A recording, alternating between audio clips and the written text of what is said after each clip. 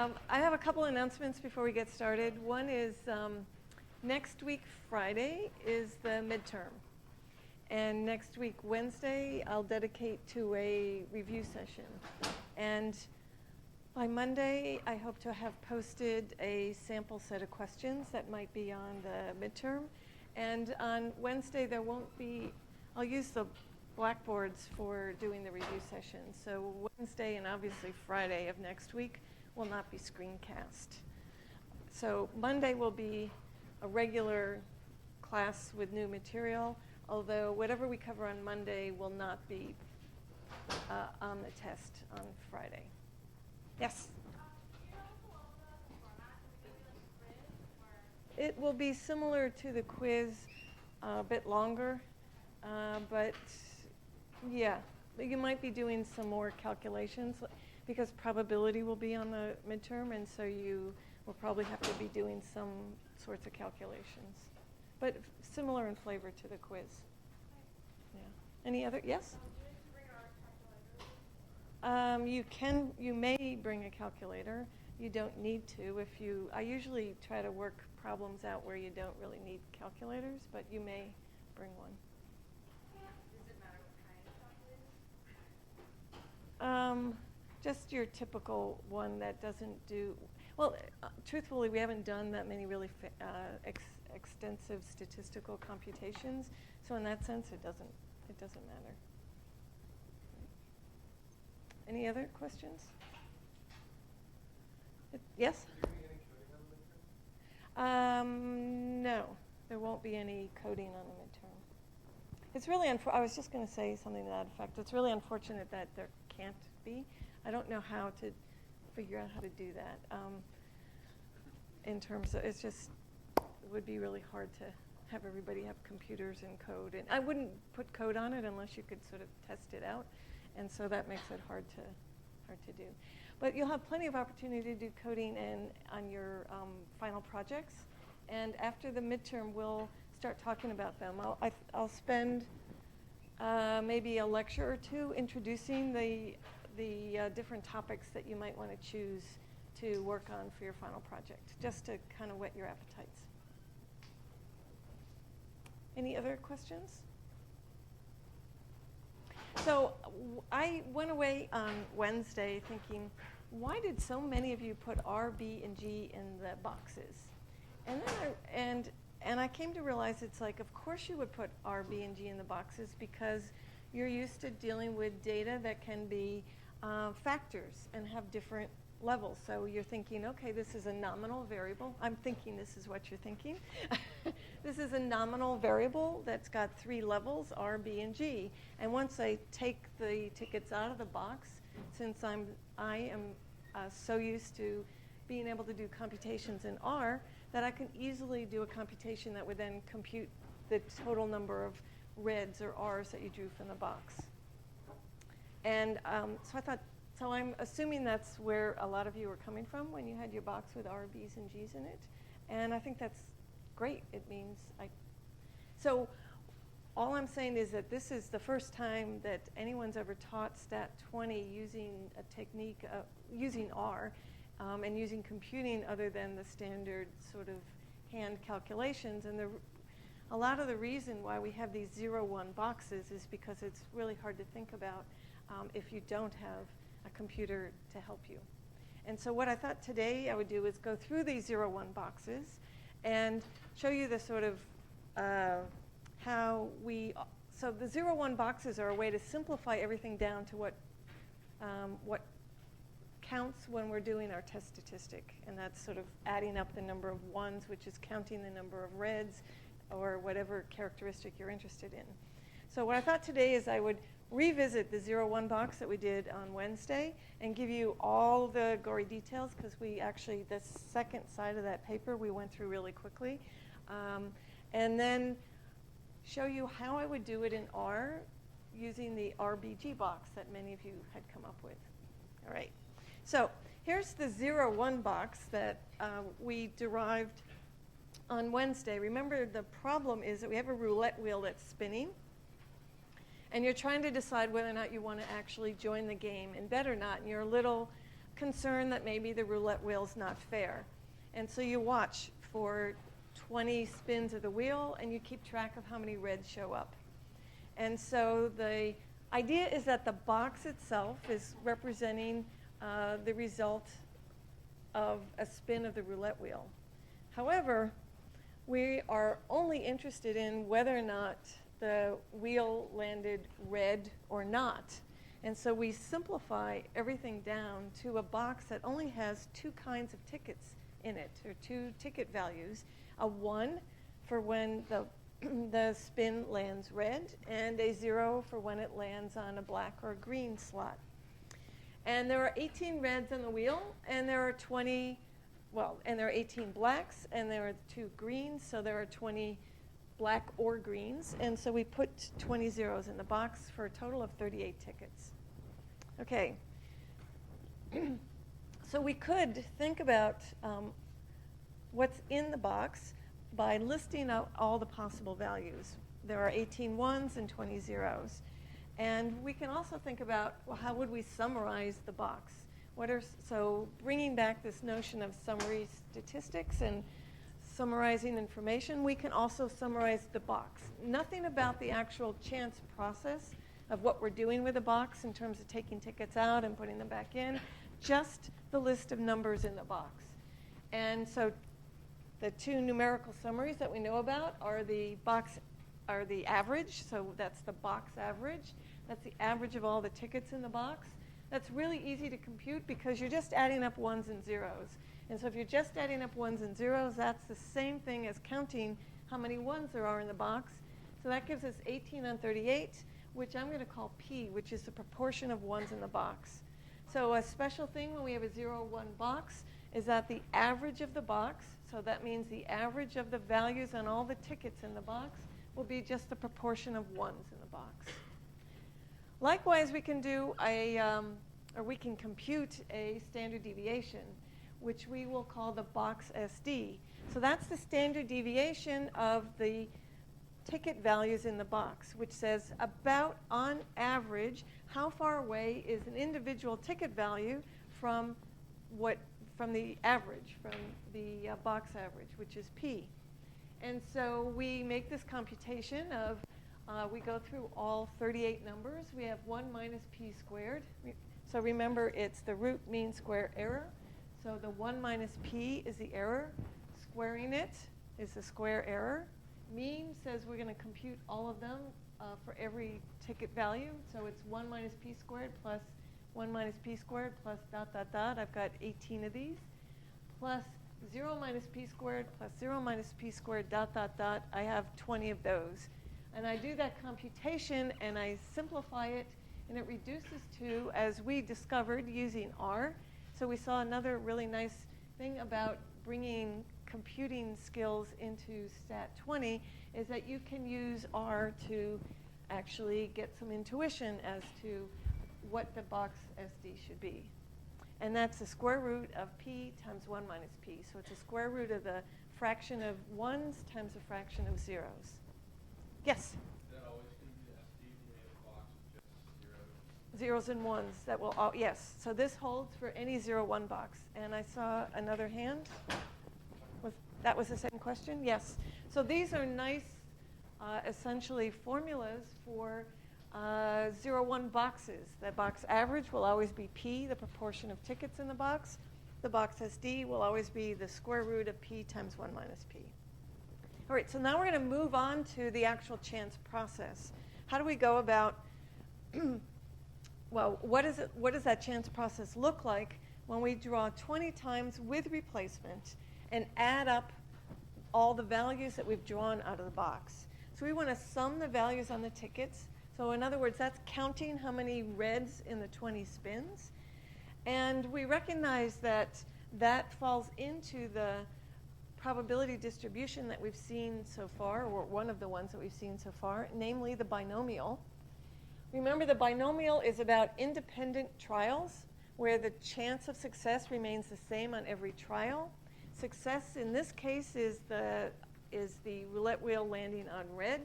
And the two things we need to know about the binomial in order to compute the probabilities are are the number of trials and the chance of success on each trial. And so we've got binomial 20, 18 over 38.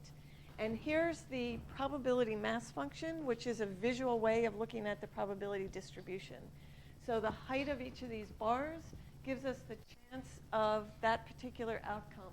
So the height above 5 is, what's the chance in 20 spins of the roulette wheel would I get 5 reds? And here's, what's the chance I would get 15 reds? Is the height 16? You can see 17, 18, 19, and 20 are tiny little dots because the chance is really rare that in 20 spins of a roulette wheel you'd have that many, such as you'd have 20 reds. It would come up red every time. Questions on that?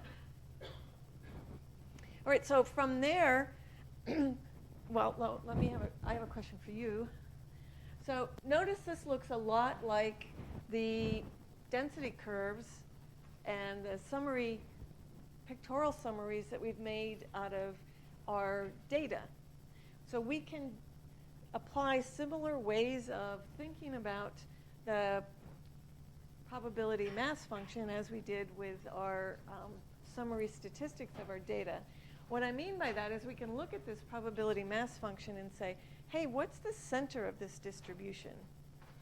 So it means something slightly different, but we can still compute something called the center of this distribution.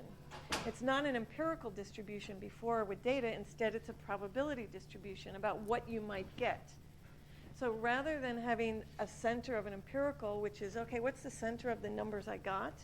Here's a center of a probability distribution of, okay, what might I expect to see? So they're directly parallel to each other, and the same logic works as when we had empirical distributions. The center should be the balance point of this plot. So what do you think the balance point is looking at this? Dan? Looks like it's somewhere between 9 and 10. I agree. Maybe, do you think it might be a little closer to 9 than 10? Yeah. Why do you think that? Just because, like, if you look, comparing like 15 and 5, Mm-hmm. like to the left of that, there seems to be a little more. That's right. That's right. And even looking at 9 and 10, the 9 is a little bit higher than the 10. Yes. So we can actually compute this center of this distribution, and to do that, we take every possible outcome and we multiply it by the probability of getting that outcome. And that's essentially computing that center of gravity of my probability mass function. So I have outcomes, 21 possible outcomes. They are going from 0 all the way up to 20. So I have 0 times the chance of 0, 1 times the chance of 1, 2 times the chance of 2, all the way up to 20 times the chance of 20. And you guys on Wednesday already knew what that expected count should be. Many of you had it written down on your paper, even though I hadn't asked it of you yet. And that was, oh, well, that should just be 20 times the fraction of ones in the box. So that makes sense, right? If there's a fraction of ones in the box is p, and you're pulling things out and adding up how many successes you have, you would expect to get about 20 times p. Now, notice that 20 times p is not going to be an integer always. So what your expected value is not literally a number that you would necessarily a number that you would actually see.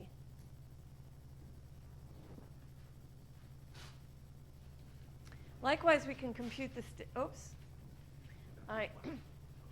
It's 20, not 25. So it should be, the binomial should be should I change it right now to not confuse you all? Yeah? Okay, I can do that. Well, maybe I can do it. Come on. Exit screencast. End show. Sorry about that, guys. Let's change it now. And there we go. Is that what you were about to tell me, Mike? I'll go right again. You're going to pass me a note? There we go. That looks better. So the expected outcome for binomial 20, 18, and 38 is 20 times the chance, which is, in this case, 18 and 38. So what is 20 times 18 and 38? It's between 9 and 10, right? 18 and 38 is really close to a half. It's a little less than a half. And so this will be it'll be between 9 and 10. Then the standard deviation is similar. That says, okay, how far away would we expect to see the actual numbers from the 9.5 or so? And so we do the same thing as before. We take each value that we can see and we subtract what we would expect. So we subtract the expected value, which is like the average. We square it. Then we multiply it times the probability and add them all up. And for a binomial, this reduces to the square root of 20 times p times 1 minus p. So again, when we're drawing multiple times from a 0, 1 box where we're replacing each time, it reduces to this nice formula. And that, in our case, is roughly about 2 and a quarter or so. So that says we expect something like 9.5. And the actual values are likely to be as far away as 2.5 to 5 from the 9.5.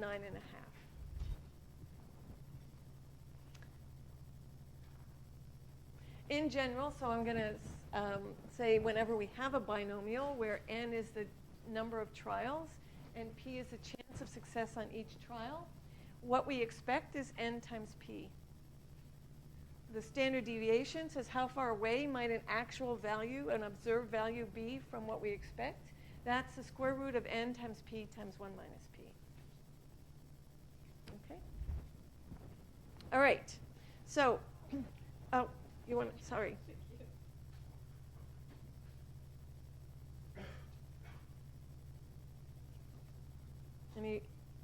Are you ready? Can I turn the slide? Okay.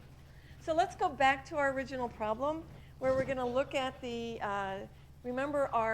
so again, I'm going through the terminology that we use in hypothesis testing. So the scenario is we actually saw 15 reds show up in these 20 spins of the roulette wheel. So let's back up and say, okay, now we've figured out what our test statistic is, simply the count of reds, the number of reds we saw in those 20 spins. What we actually observe is 15. Our null model is essentially the chance process that we've encapsulated in our box model. And that is that the spin of the roulette wheel is a chance process with independent trials and probability of success 18 and 38 on each trial. So another way of saying it, the spin of the roulette wheel is equivalent to drawing 20 cards with replacement from a box that has 38 tickets in it, 18 marked 1 and 20 marked 0. So then our null hypothesis, so before I get to what our null hypothesis is, so when we have a hypothesis test, we take the skeptic viewpoint as the null, as the thing that we're starting from. So we're going to assume that everything's fine about the roulette wheel, even though we're standing there watching the roulette wheel because we want to make sure that it's fair before we place our bet. Or let's say that the wheel's fair, the bet's not fair. That's how the casinos make lots of money. So we'll get to that probably after the midterm. So, so the null hypothesis then says any kind of observed deviation you see from what you expect. So we know we expect about 9.5 reds, and any kind of observed deviation, in particular our deviation was 5.5. But any kind of observed deviation from the expected count is just due to the chance process, just due to chance error, the variability in this process. The alternative is that the difference is real and there's something wrong with the roulette wheel in this particular case. Now notice that my alternative, that's before I ever observed those 15 reds. And my alternative doesn't say red came up too often. If red came up not often enough, I would also be suspicious. And so my alternative is vague in the sense that the difference is real, I could get way too many reds or way too few reds, and those would both be part of my alternative hypothesis. So how rare is our observed value? So we now, because we have this chance process, we can do this computation. One mistake that many, many people make when they do hypothesis tests is that they do these computations when there isn't a chance process in the background. Here we clearly have one, and I don't know if you can see that this is the same probability distribution as before. The only difference is that I've marked in red the chance of a 15, 16, 17, 18, 19, 20. So what we do is we say, well, what's the chance I would see a number as far away from what I expect as 15 or more? And we can use the binom, the p-binom function in R to do that computation for us. And so p-binom has a lower tail option. So lower tail equals false says give me the probability of being greater than this number. So I say p-binom of 14 says give me the probability of being greater than 14, which would be 15, 16, 17, 18, 19, and 20. And my binomial is a 20, 18, and 38, and it comes up with about 1%. Yes? So that lower tail equals false is what told it to be greater than 14? That's right. The lower that tail equals false is the parameter to the function p-binom, which says I'm not doing my typical percentile of looking for this or lower. Instead, I'm doing 1 minus it. So I could have not put in lower that tail equals false and just did 1 minus p-binom of 14. That's the same thing. But I want to go back to that alternative. The alternative didn't say, the alternative didn't fixate on only large values or large number of reds. It also would have, we would also be concerned if we saw very few reds. And so what I've done here is I've drawn a blue line that's at the height of what we did see at 15, all the way across. It looks a little bit like it goes above, but it doesn't. And I think it's because of the width of the lines and that sort of thing. And so what I'm looking for is a rare event that's as extreme as what I saw in either direction. And so how do I figure out as extreme? I look for the probabilities on the left side that also fall below the blue line. And so that would be 4, 3, 2, 1, and 0. Is everybody with me? What I'm doing is I'm saying I'm looking for a rare event in either direction. So how rare is it? How likely is it that I got something as far away as 15 or higher, or something as rare in the other direction, which would be as far away as 4 or lower? And I put those two together so I can add them. So I bring back my p-binom from the previous page, and I add to it the chance of being 4 or lower. Yes?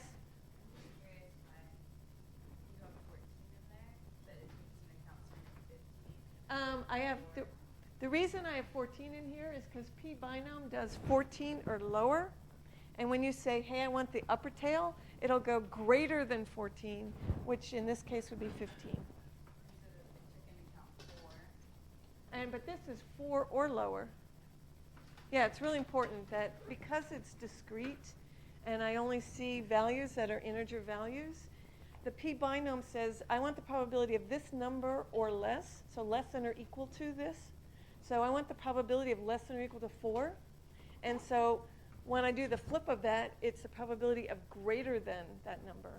And that's why I had to do it that way. Yes? The lower tail equals false is a way of telling p-binom when you want 15 and above? Yes.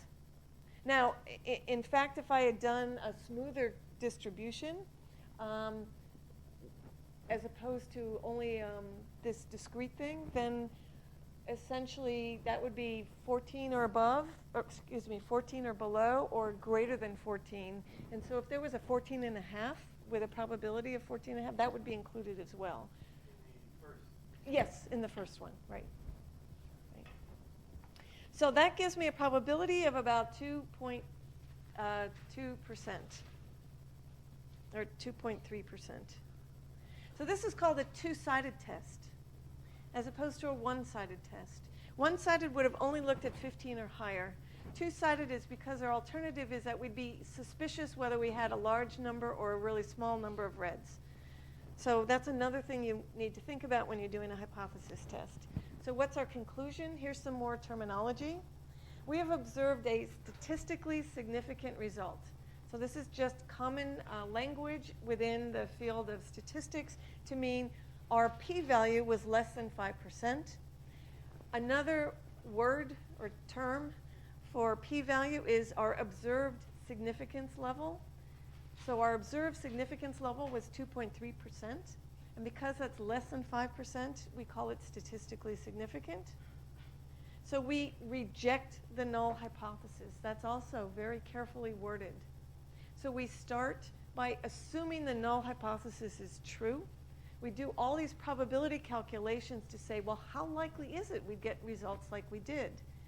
And if it's so rare that that casts doubt on our assumption of the null hypothesis, we then say we reject it. We have not proven that the null hypothesis is wrong. We have not proven necessarily that the alternative is true. But we have seen such a rare event under the assumption that the null is true that that has cast suspicion on it, and we're willing to reject it for the alternative. Okay? So that says our empirical evidence was strong enough for us to then move on down to the next roulette wheel in the casino. And there are lots of roulette wheels to choose from. All right.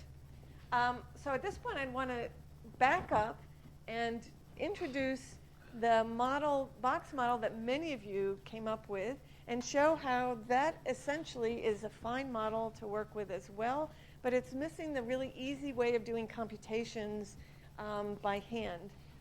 And so essentially what a lot of you were doing was putting 18 tickets marked R in the box, 18 tickets marked B for black, and 2 marked G. And you were drawing 20 times without replacement. Then you'd want to tally up the number of R's drawn, and the count of the number of R's is essentially the same as before. It's a binomial 20, 18, and 38 distribution. So the only difference is the way you would draw the box is different, and you, if you're thinking about, well, if I'm working in R, it's really easy to go from a box with R, B's, and G's into the binomial. So I thought I'd just show you how you might do that. So here's the R code for this alternative equivalent box to the 0, 1 box. And it's equivalent because we've got R to do our analysis. So, oops, that's another mistake. So hang on. Before anybody gets, I want to correct this. It's not each, there's no each equals here. All right. There we go. Ugh.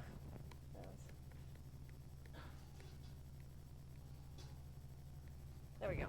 All right, so we can make a box by saying I want the letter R, B, and G, and I want 18 R's, 18 B's, and 2 G's. And that's essentially what the rep function's doing for us. It repeats each element of the first vector a different number of times. So that's really handy. So now we've got a box. If I type box, a vector, which are all the tickets in our box. So I've chosen the names of these R variables so that they exactly parallel what we're doing in our box model. And so you see I've got 38 tickets, which are 18 reds, or 18 R's, 18 B's, and 2 G's. Then I'm going to draw from the box. So I made an object, an R variable called draws. And I sample from the box, oh gosh, I made another mistake, of 20 times. Wow. Yeah, well, I guess it was late Thursday. That should be 20, not 100. I sample 20 times and replace each time. Shall I correct that one or just move on? Correct it, please. All right. All right. Here we go. Maybe let me look ahead before I put this back up to see if I think yes, good. Okay, let's go back to viewing my slideshow.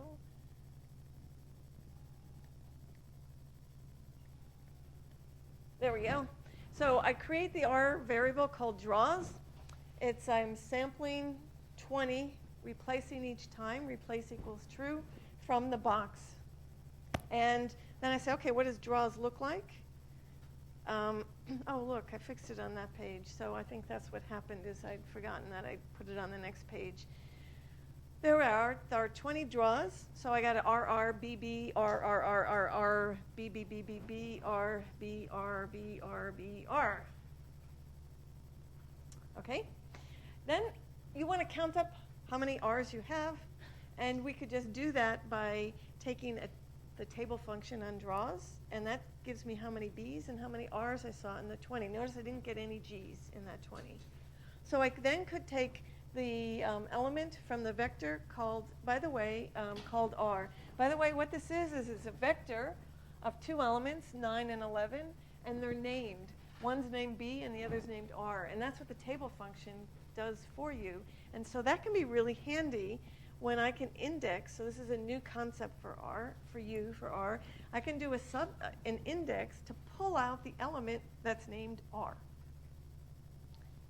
So if I take count, square bracket, quote R, that gives me the element named R, which is my 11. Equivalently, I could have taken my draws and said, which ones are R? Draws equal, quote, R, quote. That will return a whole vector of trues and falses, and I can apply the sum function to a logical vector. And what sum does is it turns the falses to zeros and the trues to ones and adds them up for me. And so count R with the count of the number of reds is 11. Okay? Hey, what's that 0 R dash dash? That's not code. The or dash dash is not code. That's or I could do this. You could try it. You'd probably get a syntax error. All right. So essentially, in summary about the 0-1 boxes, is the 0-1 box is a way to simplify a problem where we're concerned about one particular characteristic on a nominal type variable. And so we take that and that particular characteristic turns into a 1, and everything that doesn't have that characteristic is a 0. And so essentially our box with R, B's, and G's turn into a box with just 1s and 0s, 1 for the number of R's, and 0 for the number of B's and G's. And so this procedure is sort of simpler in the fact that it automatically goes to numbers and then works off of numbers. But if you're within R, you could do the RBG thing equally well. Okay. Question, what happens when we do not replace the tickets between the draws? So I'm going to ask you that. And I'll wait for an answer. You have an answer? Well, what happens? Yeah, what happens? Well, every crime, the probabilities will change. The probabilities will change each time depending on what you've pulled out. That's right? It's not really possible. You have to just clear up one of the things on the roulette. So this is not a model that would work for a roulette wheel. We have seen other examples where it does work, right? So is it still a binomial distribution? No. Lots of you say no. What is the distribution? Yeah, what? You said it. Hypergeometric distribution, right. Close. So that's a different distribution where, again, we have, let's say, successes and failures, but we've got a fixed number of them, and we're pulling from the box, not replacing in between. That is something you have seen at the very beginning when we first introduced design of experiments. So let me first, before we get there, say, if you had a humongous number of tickets in the box, and you were only drawing a few out, and without replacement, it's true that the probabilities change each time, but do they change that much? Probably not that much. And so you could probably get away with the binomial distribution, even though it wasn't exactly correct. It would be an approximate way of computing probabilities, but it would actually work pretty well. In fact, with the Salk trials, it does, even you have 400,000 tickets in the box. and you draw half of them out. If you computed the binomial probability versus the hypergeometric, they wouldn't be that far from each other. Yes, question.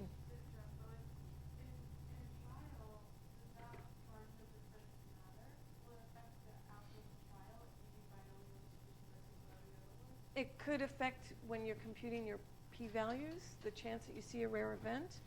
If it's an approximation, yes, it could affect it. With the binomial, did you do that, or Wayne did that in section? Did some of you do that in section and find that maybe the binomial would be conservative or not? What did you find?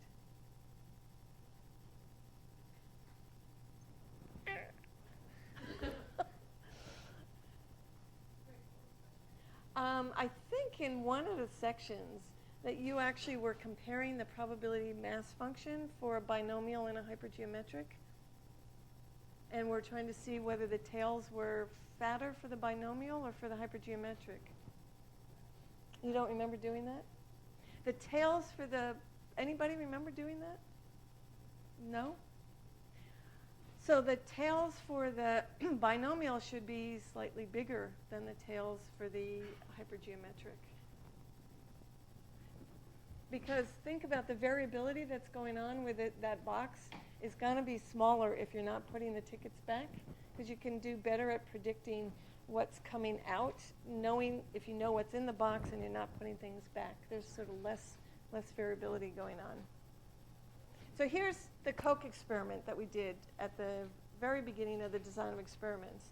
We had essentially, was it Jeff, were you the, right, and you were given, do you remember you were given 4 markers of one color, red, and 4 white ones, and you were to place them down. I could have just given him 4 red markers and said, put a red marker in front of every Mexican Coke. And then we could see what that would be, whether he got them right or not. Let me back up. Let me say it differently. I could have, if he had 4 red and 4 white markers, I could have just looked at the Mexican Cokes. I want to say it this way instead. I could have just looked at those that were Mexican and seen if all 4 had red markers in front of them. And that would tell me whether he'd gotten it all right or not. So if Jeff was guessing, and we now believe he was guessing because he did such a, how many mistakes did you make? Right, okay. That's what I thought I'd remembered. Okay, so we could have given him a box with red and white chips in it, mix them all up. He would just taste the Coke. He didn't even have to taste the Coke. He would have just reached in, gotten one of those markers, and just put them right in front of all of the Cokes, all the cups. And that's essentially a hypergeometric distribution. If we say, if we're looking only at the Mexican Cokes and he's pulling tickets from the, or chips from the box, and we look at the Mexican Cokes and we see, well, how many reds did he put in front of the Mexican Cokes? That's essentially like saying you get to pick 4 chips from that box, and those are, and you're going to place them in front of these 4 Mexican Cokes, and if they're all red, you got them all right. If anyone's white, that means you've made a mistake. So we can think of what Jeff did as if he was making draws from a box at random, and he was picking 4 out, and those are going to be what he was going to call Mexican Cokes. And if there are any whites among them, that meant he was making a mistake. So we can actually compute this with a formal statistical test. Now our test statistic says the count of correctly identified Mexican Cokes is our test statistic. Note that we only need to keep track of the Mexican Cokes. Our observed value for the statistic was 3. I think actually it was 1 for Jeff. He only got 1 right? And 3 wrong? Yeah, but anyway. The null model is that the expert is just guessing. So our null hypothesis says that any observed deviation is just due to chance. Our alternative is that, no, there's something real going on. And because we very carefully designed our experiment, the cups were indistinguishable, the temperature of the Coke was indistinguishable, We might have actually blindfolded our experts so that they couldn't see any difference. And everything was randomly ordered. So that then we believe that if the difference is so large that we would reject the null hypothesis, we would be left with believing that he really was an expert because we had such a well-designed experiment. So we have two reasons why there might be a variability. One is due to his guessing, and the other is due to he can taste the difference. And so if we are able to rule out by this arrangement, all of these, making everything as similar as possible, if we can rule out the guessing, the chance process piece, then we reduce it to, yes, he can really tell the difference. He can taste the difference. So the null distribution is the hypergeometric. And we essentially have 4 red tickets, or 4 red chips, 4 white chips, and we draw 4 times from the hypergeometric. And here are the probabilities for the hypergeometric. He could have drawn 0, 1, 2, 3, or 4 red chips, and those are the probabilities.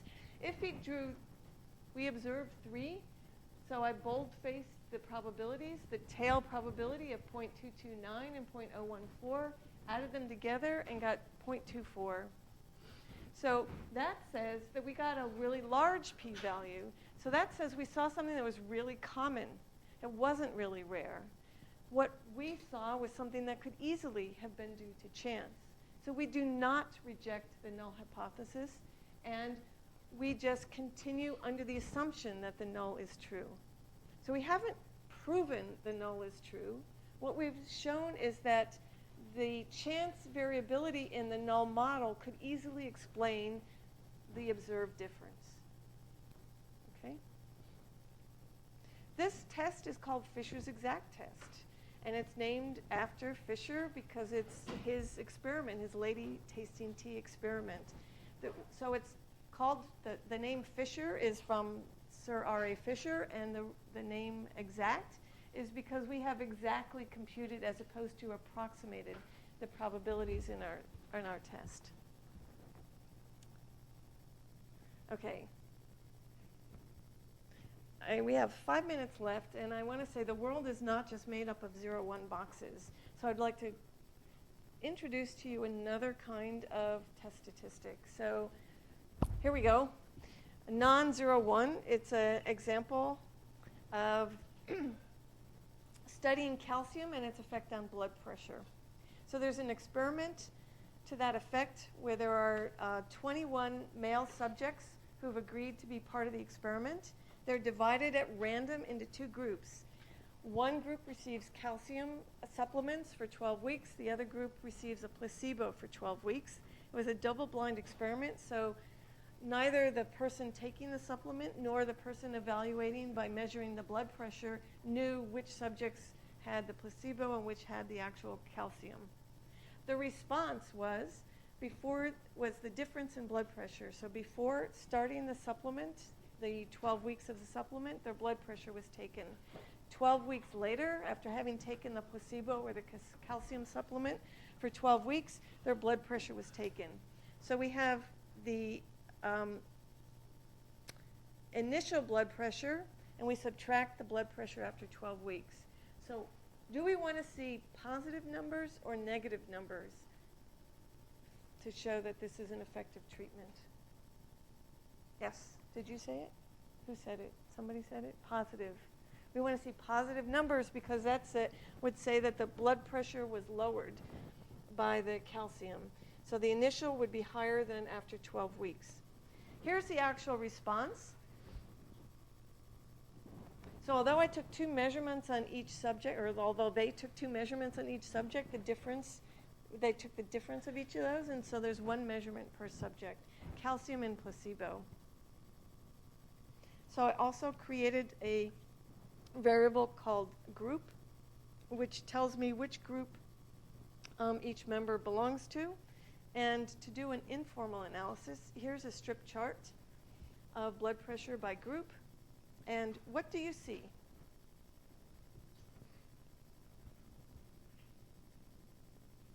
Calcium's on the bottom, Placebo's on the top. What things do you look at when you're trying to make this informal comparison? You look at centers of the two groups to see if there's a difference. You look at spreads to see if they're roughly the same spread. And you look for outliers.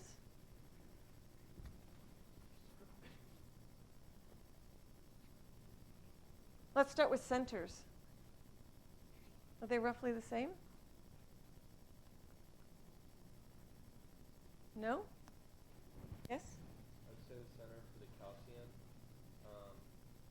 is probably like somewhere around like 5, between like 5 and 7, where the one placebo is to the left a little bit more. Yeah. So it looks like the center for calcium is around 5. And the center for placebo is, in fact, it's pretty close to 0. Spreads, do they look like they have roughly the same spread? Yeah? Yeah, I agree. I think they look like they have roughly the same spread. And outliers.